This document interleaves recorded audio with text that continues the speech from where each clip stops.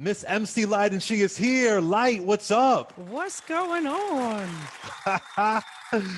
Yo, I love that song. I go on from the album Ain't No Other. I would listen to it over and over and over. It's an honor to have you here. Is that right? Well, thank you very much. The crazy thing is that that sample we originally used was Anita Baker, but she Yes. refused us. And so of course the mastermind Teddy Riley found a way to get around it, leave a couple of notes out, but enough that you would feel the essence of the Oh yeah. original Anita Baker song.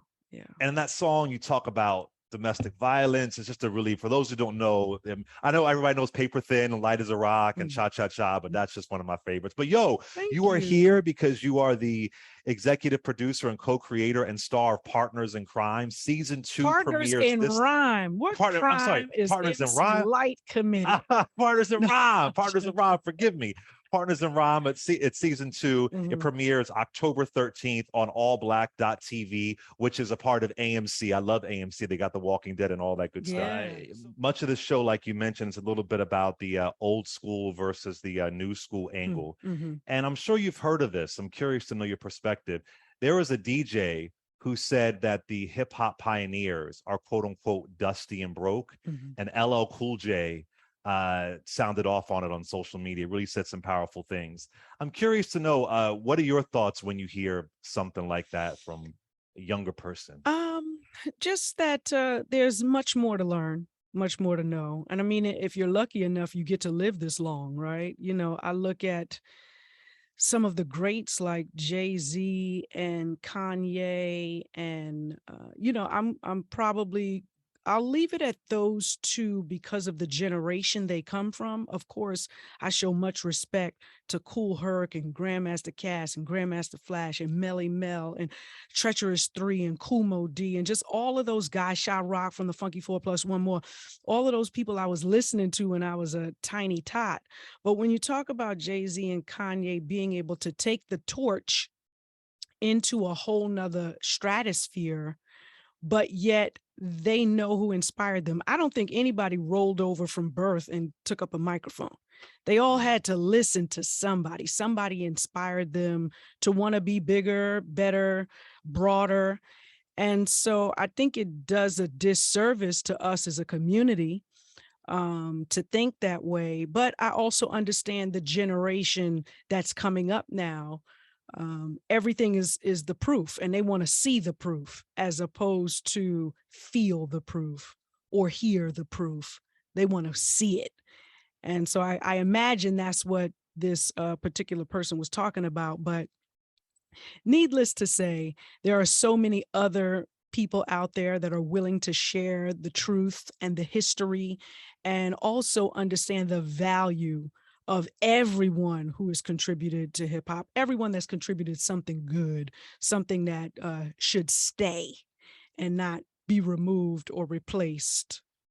If Yeah. I'm if I'm making sense to you. Yeah, especially just the whole money angle was so different back then. That's a little bit of music business history. I Yeah, got to ask you I'm this. always like, tell me what you know. I don't need to see Yeah, what you got. right. Right, Exactly. What have you learned? Pass right, on the knowledge. So, right. yo, I got to ask you this. Mhm, Back in 1994, you were on Janet Jackson's song "You Want This," mhm, and a lot of people, a lot of younger folks may not know this. Back then, it was actually really rare mhm. for a hip hop artist to be on a quote unquote mainstream pop record. And Janet was really ahead of the times with that. She had Heavy D on All Right. Mhm. But I'm just curious to know, how did you get on that record? What was the writing process like? And what was that iconic video like for You Want This, Janet Jackson? Absolutely. I mean, it was so much fun back in, 94, 93, 94, somewhere around there. And basically what happened is I was friends with Janet and Renee, her husband. And we were already kicking it, having a lot of fun. Whenever I would go out to LA, we would hang out. And then one day they just said to me, Light, do you want to go on tour? And I was like, yeah. He said, okay, well, since you're gonna go on tour, let's do a song. And so we literally flew out, private plane, Minneapolis, Jimmy Jam, Terry Lewis, Got to really learn their writing process, which is really fun. I always say the super producers are called that for a reason, because they have a methodology as to how they approach every record. It's not a hodgepodge situation. Here's the track, put your lyrics on it, send it back to me. They are, wanting to be involved in every nook and cranny, not like a helicopter, but more like support, and keeping everything in line for where it is that we're headed to with the song. And so it was great to learn the process. I got to go to Jimmy Jam's house where we sat, we had dinner, then we went over to the studio. It was a great process. And then taking that song into the video arena, oh my goodness, we had so much fun. We had water gun fights out there in the desert. The only thing that wasn't fun was once we were finished with the video and it was in the can, we learned about a week later that some of the footage had gotten messed up. So we had to go back to 114-degree weather. And Wow. mind you, Janet sent a double. So now we had all that fun the first time, but the second time it was really hard work, to get in there and do some of those scenes all over again. But it was worth it. It was one of those monumental videos, at least for my career, my life. And I have a beautiful plaque that was given to me by Janet for that record. And we got to perform it every night on stage of that tour. And the video is so funny when you walk in. What do you say? You need to put those funky little panties away. Yeah. I love it. You have been so supportive of female MCs over the years. Mhm. And oftentimes what I hear some people say, not you, is that, oh, these current, women rappers, they're too sexual. We need more Lytes. We need more Latifahs to come back. Why are they so sexual? What do you say to people who kind of shame these up and coming women MCs who empower their sexuality in a way that makes some folks uncomfortable? I would just say, as long as there's balance, I'm cool. This way, whoever is raising their child can explain to them the differences, and it's not just one lane of one thing.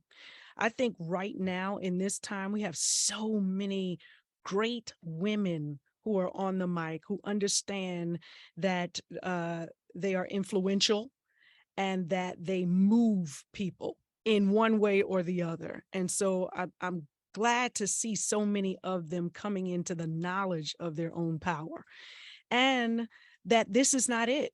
Hip hop is great. You get a chance to get on the microphone and spread whatever it is, whatever your story is that you want to be told. But at the end of the day, there is more life to live. So what will you do next? And so I'm just in the mind of sharing my walk, my experiences, anything that can inspire someone to come into a higher version of themselves. And yeah, I'm enjoying all of them. That new one by Megan. Oh, Meg the Stallion. Oh, what's Yes. the name of her new track? I forgot. I know you're talking Oh about. Yeah, my forgive me. goodness. What is it? Plan B. Plan Oh B. my, Plan B. Oh Yeah, my yeah. goodness. That song is so tough. When I hear it, I'm like, ooh, she make me want to rhyme again. But I mean, not that I've ever stopped. But the truth is there's so many different flavors. What interests them is very different. They come from different walks of life, different areas of the nation, different areas of the world. We've got people rhyming in Africa and in France and Germany, and hip hop is just global. And I'm proud of that, and I'm happy for that. And I just want there to remain I just want for balance to remain throughout the sector, and that everyone involved in hip hop give everyone a chance. 14. You did an interview with the Griot back in 2014, Mhm. and they asked you, did you ever think there would be an openly gay artist in mainstream hip hop? And you said, never say never. Mhm. Now here we are. We have Lil Nas X, and there have been others, but I think it's fair to say Lil Nas X is definitely mainstream, Mhm. and he's openly gay. What do you think about Lil Nas X's impact on the culture? Oh goodness. He has been embraced on so many levels, but I think it took everything in the world to happen. Like, it's almost me trying to come to this microphone and do something without having heard Salt and Pepper, or without Salt and Mm, Pepper leading the way. So I think mm, there were many things that took place prior to his arrival that made it okay to for him to have such an easy road the way that he did. And that's not to say he didn't work hard. I believe that everyone who hits the mic, they had to do something before they got to it. And I think it's this term, black girl magic. I don't it it's a fun phrase, but the truth is we do a lot of work behind the scenes prior to coming forth. That's what A&R is all about, getting someone ready. And he was ready. He came at the time, he had great melodies, great lyrics that were able to be catchy for folks. So I just think the timing was of the essence with this. Anytime too soon, I'm not quite sure it would have gone the way that it has. on MC Lyte. I tell you, I love your work so much. It's an honor to talk to Th- you. And I want you all to Thank you. support, check out Partners in Rhyme. Season 2 premieres October 13th on the Yes. AMC network, allblack.tv. Lyte is a co-creator. She is executive producer.